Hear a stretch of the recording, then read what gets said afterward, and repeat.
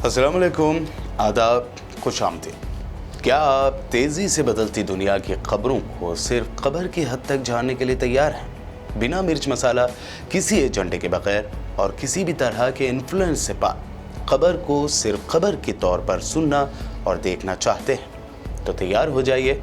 अपने मसरूफ़ स्केड्यूल के दरमियान जो कुछ वक्त बाकी बच जाता है, उसमें आप तमाम के लिए मैं खलील फरहाद अपने चैनल फरहाद प्रोडक्शन पर लेकर आ रहा हूं पॉडकास्ट न्यूज़ सेगमेंट।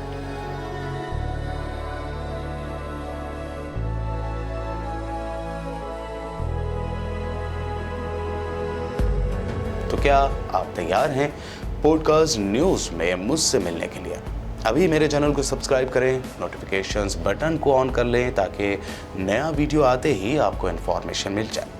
उम्मीद करते हैं कि आप हमेशा की तरह भरपूर प्यार और साथ देंगे। तो जल्द मिलते हैं।